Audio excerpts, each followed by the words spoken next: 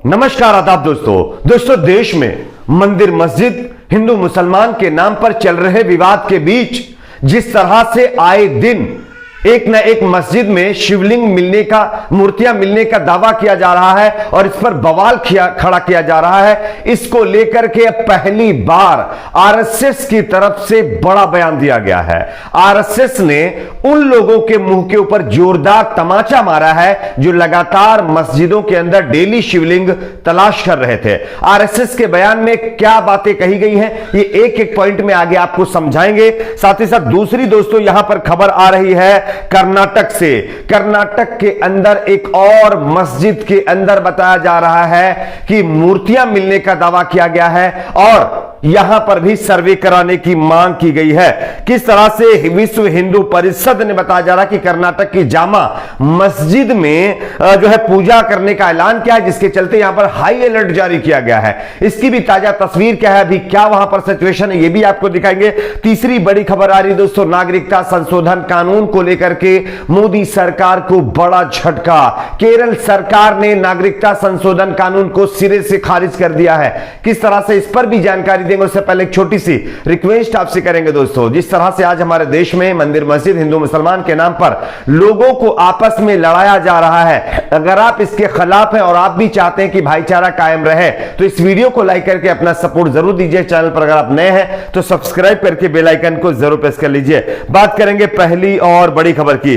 जैसा कि आप सभी जानते होंगे दोस्तों कि देश में आए दिन कोई ना कोई मस्जिद लगातार सर्वे के दायरे में आती जा रही है।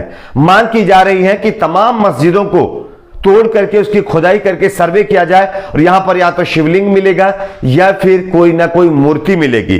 लेकिन आज के मुसलमानों के पूर्वज और मस्जिदों में डेली मिलने वाले शिवलिंग और मस्जिदों को कराए जाने वाले सर्वे के ऊपर पहली बार आरएसएस प्रमुख मोहन भागवत ने बहुत बड़ा बयान दिया है। मैं आपको पहले मोहन भागवत के दिए गए बयान की कुछ चीजें, मेन पॉइंट है वो बता देता हूं, उसके बाद उनका बयान भी सुनाऊंगा कि मोहन भागवत ने आखिरकार पूरे बयान में क्या कुछ कहा है। जो मेन पॉइंट पे मोहन भागवत ने बात की है, पहला ये था भारत को नहीं बदला जा सकता। उसके बाद दूसरी उनकी जो है टिप्पणी थी, अब मंदिर के लिए संघ कोई आंदोलन नहीं करेगा, यानी कि राम मंदिर के बाद अब कोई भी मंदिर मस्जिद के विवाद में आरएसएस नहीं कूदेगा।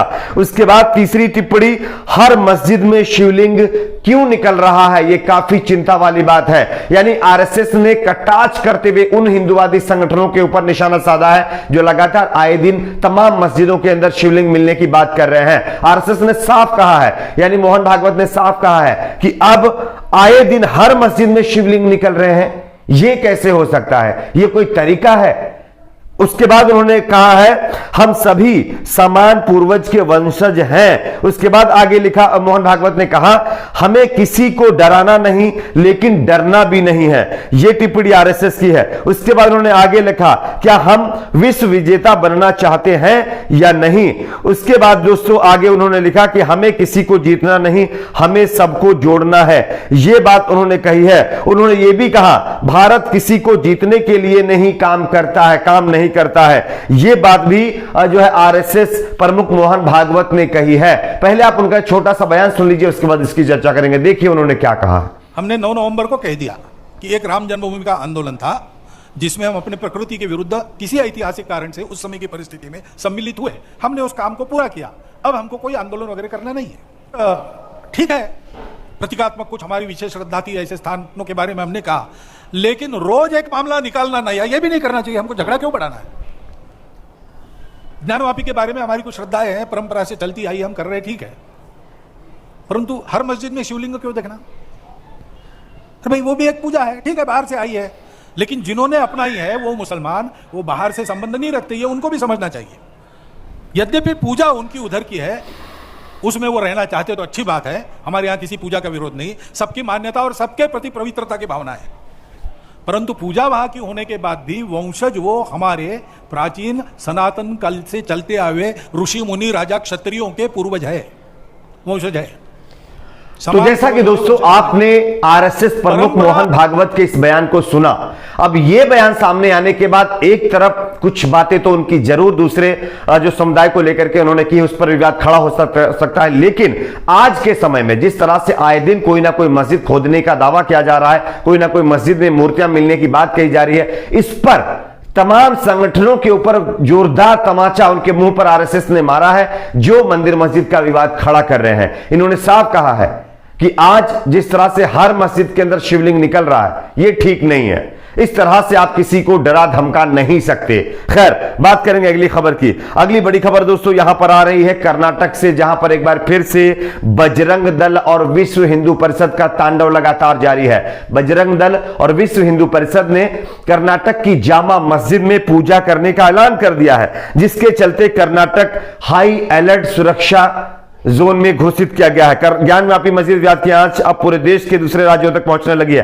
कर्नाटक के मांड्या जिले के हिंदू कार्यकर्ताओं ने ऐलान किया है कि वो श्री रंगपटना शहर स्थित जामा मस्जिद में मौजूद जामा मस्जिद में घुसकर पूजा करेंगे। हिंदू संगठन के ऐलान के साथ ही राज्य में सुरक्षा व्यवस्था बढ़ा दी गई है। हिंदू संगठनों ने भी ज्ञानव्यापी मस्जिद की तर्ज पर जामा मस्जिद के संरक्षण की मांग को लेकर के अदालत का दरवाजा खटखटाने का फैसला किया है। अरे भाई, जब आपने अदालत का दरवाजा ही खटखटा लिया है तो आप जबरदस्ती क्यों पूजा करने की धमकी दे रहे हैं? क्यों समाज में जो है नफरत फैला रहे हैं? क्यों देश में नफरत फैला रहे हैं? ये एक बहुत बड़ी बात है दोस्तों।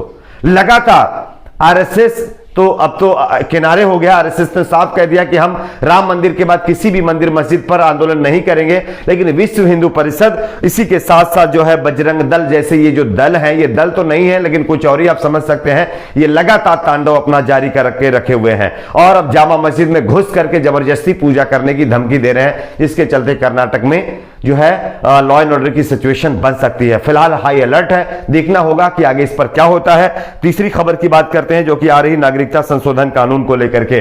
नागरिकता संशोधन कानून एक ऐसा कानून जिस पर मोदी सरकार लगातार आगे बढ़ रही है। खैर, कोरोना के चलते जिस तरह से इसके प्रावधानों पर रोक लगाई गई है, इससे यह कानून पूरी तरह से लागू नहीं हो पाया है। अभी इसके लिए नियम बनाए जा रहे हैं, यह बात कही जा रही है। इससे पहले भी मोदी सरकार ने कहा था कि उसको 3 से 6 महीने का टाइम और दिया जाए ताकि इस कानून के लिए जो प्रक्रिया वो पूरी जा सके। अब खबर आ रही है कि केरल के मुख्यमंत्री पिनराई विजयन ने गुरुवार को अपनी सरकार की पहली वर्षगांठ समारोह के समापन के अवसर पर आयोजित एक समारोह को संबोधित किया। इस दौरान उन्होंने नागरिकता संशोधन कानून को लेकर के खुले मंच से बड़ा ऐलान कर दिया है। केरल के मुख्यमंत्री सीएम पिनराई ने कहा है कि केरल में नागरिकता संशोधन कानून लागू नहीं होगा। हमारी सरकार विवादास्पद नागरिकता संशोधन अधिनियम सीएए को लागू नहीं करेगी। अब इनके इस कानून को लागू ना करने के ऐलान से क्या केरल में कानून नहीं लागू होगा, यह तो देखने वाली बात होगी। फिलहाल कोर्ट में मामला चल रहा है और मोदी सरकार इस पर क्या कहेगी ये भी देखने वाली बात है, लेकिन ये तो तय है दोस्तों, नागरिकता संशोधन कानून पर जैसे जैसे मोदी सरकार आगे बढ़ रही है वैसे वैसे लगातार विवाद खड़ा होता जा रहा है। आपकी अपनी क्या राय है नीचे कमेंट बॉक्स में जरूर बताएं। वीडियो को लाइक शेयर, चैनल को सब्सक्राइब जरूर करें।